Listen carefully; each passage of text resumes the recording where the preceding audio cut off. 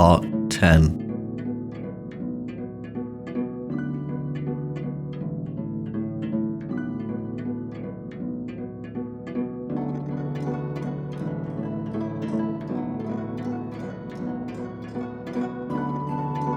In this part of the series, I will introduce something about another tool we have, and that is our fingers.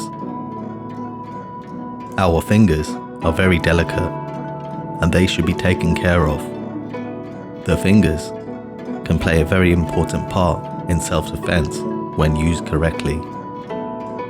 Normally, when people think of self-defense, they think of kicking, punching, and blocking.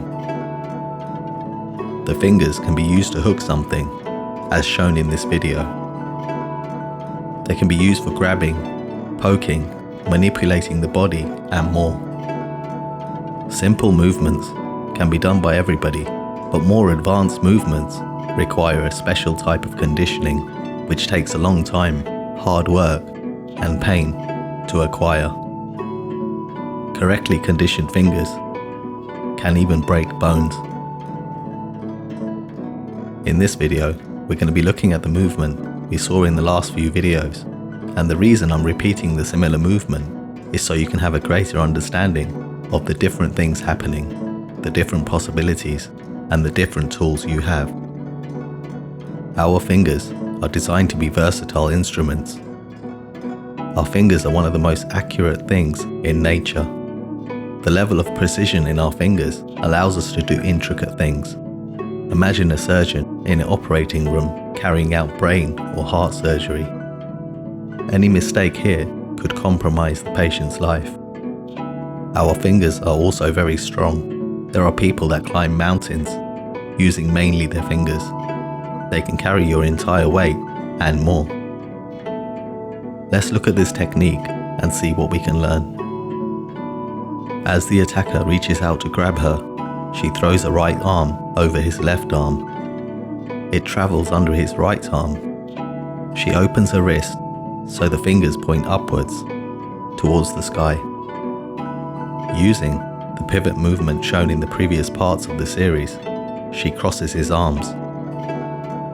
She uses her left hand to keep his arms in place, to control his movements. At this point, I want you to recall a time when someone's fingers came close to your eyes. What did you do? Did you just stand there looking at them? Or did you move your eyes out of harm's way? The arm she used to pivot is raised. At this point, he could easily overpower her with his strength.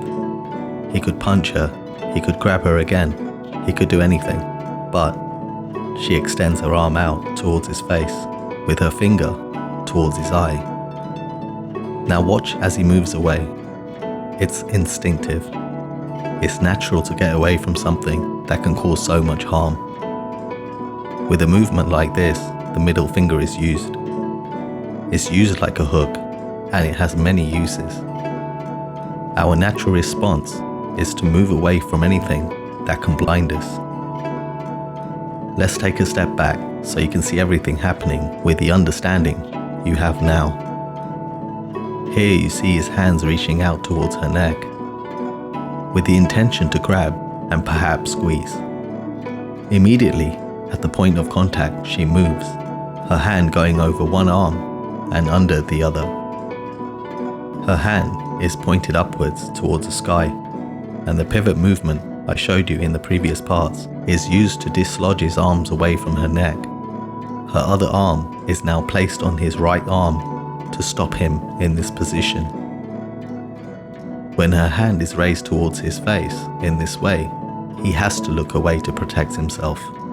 This movement should be used with other techniques shown in the series. Something to remember is that no matter if they do look away or you do catch their eye, they will be mad, angry, and they will attack again because you hurt their pride. So you have to follow this with something else. Running may not be a solution in this case because as soon as you let go, they are coming after you. Learning everything correctly can be quite useful if this happens. There are many movements in this series that you can use to save yourself from this happening. If you enjoyed this video, please click the like button, consider subscribing, and if you know someone that can find this useful, please share it with them. Until next time, pointing at someone will keep your mind closed. Pointing up will open you up to greater ideas.